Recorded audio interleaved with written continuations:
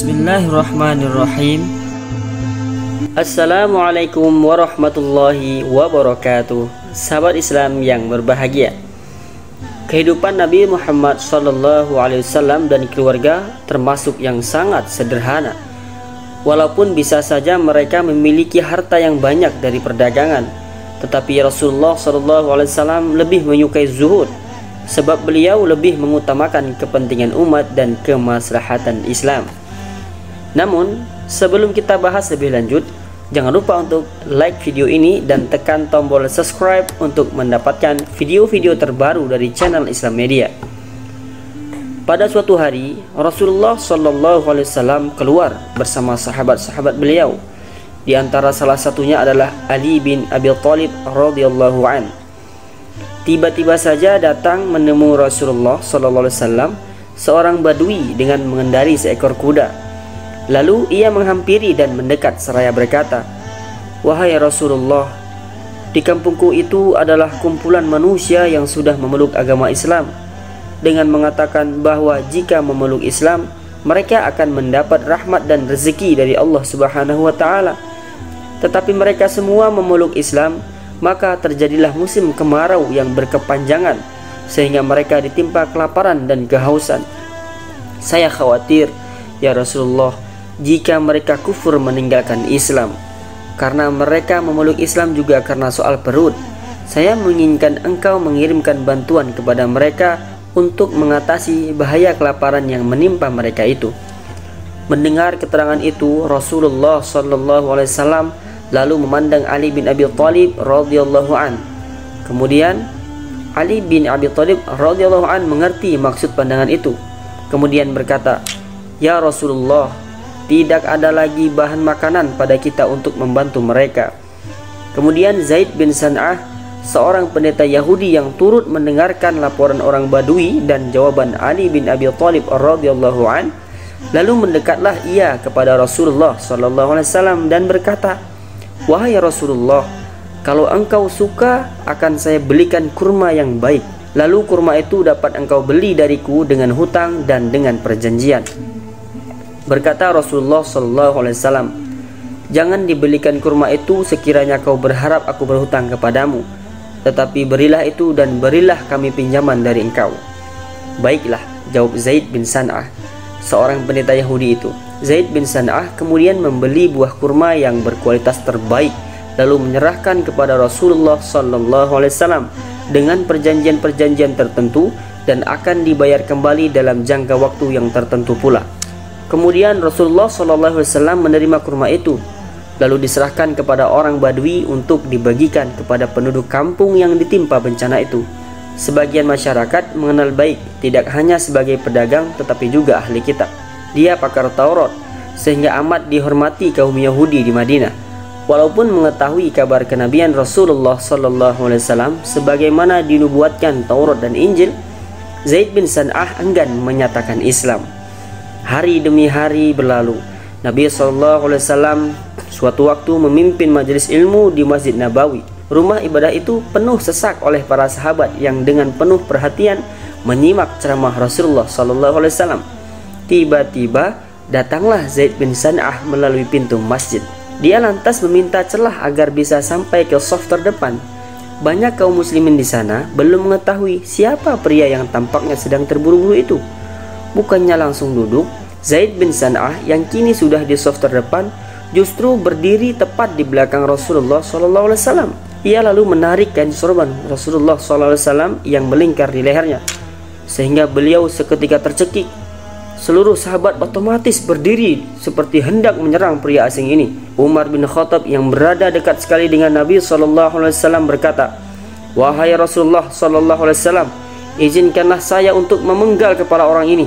Umar menatap saya dengan wajah merah padam menahan murka. Kemudian Rasulullah SAW memberi isyarat dengan tangannya agar Umar dan seluruh hadirin tenang.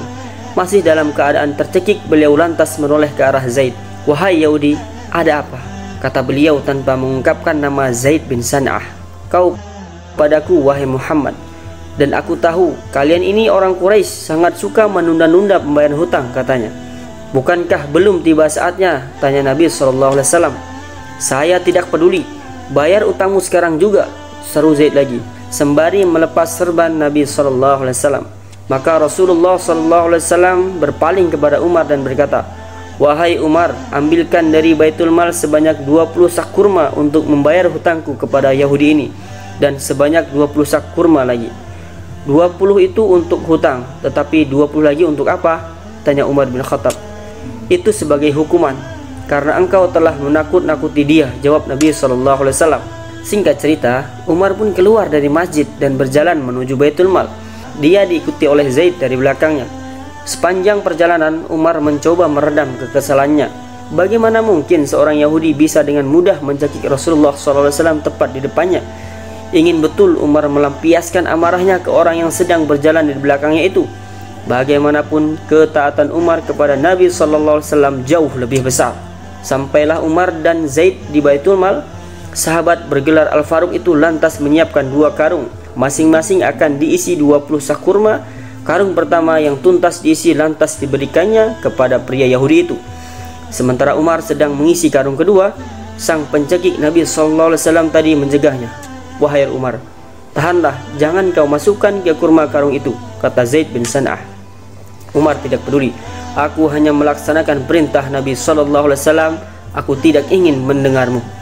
"Wahai Umar, apakah kau tidak mengenal saya?"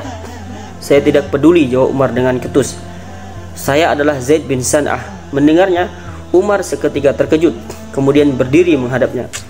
"Apakah benar kau Zaid bin San'ah, sang pendeta Yahudi ahli Taurat?" tanya Umar setengah tak percaya. "Benar, akulah Zaid bin San'ah," jawab si Yahudi dengan tenang. Bukankah kau tahu bahwa Muhammad adalah utusan Allah?" tanya Umar lagi. "Benar, aku mengetahuinya, tapi coba engkau pikir, wahai Umar, bagaimana mungkin aku nekat mencekik dirinya di depan kalian, umat Islam yang mengimaninya sebagai nabi, bahkan aku melakukannya seorang diri dan di dalam masjid kalian. Apa kau pikir aku sudah gila?" ujar Zaid bin San'ah. "Mengapa kamu melakukannya?" tanya Umar bin Khattab. "Sungguh, sebelum tadi aku datang ke dalam masjid, aku telah mendapati tanda-tanda kenabian pada diri Muhammad. Hampir seluruh tanda-tanda itu ada padanya. Hanya saja masih ada satu tanda yang belum tampak jelas bagiku, yakni bahwa kasih sayangnya mengalahkan rasa amarahnya," jelas Zaid bin San'ah. "Maka dari itu, aku nekat melakukan hal tadi. Aku tahu utang Muhammad belum jatuh temponya. Aku sengaja memancing emosi Muhammad dan kalian para sahabatnya. Aku sudah bertekad mempertaruhkan nyawaku hanya untuk membuktikan kebenarannya. Adakah tanda kenabian yang terakhir pada diri Muhammad? Dan kini aku percaya ternyata benar kasih sayang beliau mengalahkan amarahnya. Dan sekarang aku telah membuktikannya. Aku bersaksi kepadamu, wahai Umar, bahwa Allah sebagai Rabbku, Islam sebagai agama aku, dan Muhammad sebagai nabiku. Aku bersaksi kepadamu bahwa aku telah menyedekahkan sebagian hartaku untuk Muhammad SAW." Umar berkata, "Untuk sebagian umat Muhammad SAW saja? Apa maksudmu? Sebab hartamu tidak akan cukup untuk dibagikan kepada seluruh umat Muhammad." Zaid berkata, "Iya, untuk sebagian umat Muhammad." Zaid kemudian kembali menemui Rasulullah SAW dan menyatakan kalimat syahadat, "Asyhadu an la ilaha illallah wa asyhadu anna Muhammadar Rasulullah." Ia beriman dan membenarkan Rasulullah SAW. Demikianlah kisah singkat tentang Zaid bin San'ah yang beriman kepada Rasulullah SAW. Semoga dengan kisah di atas dapat menjadi bahan ikhtibar bagi kita semua, khususnya bagi Al-Fakir, untuk senantiasa beriman kepada Allah dan Rasulnya dan menjaga keimanan kita sampai Allah Subhanahu wa Ta'ala memanggil kita kembali ke hadiratnya. Wassalamualaikum warahmatullahi wabarakatuh.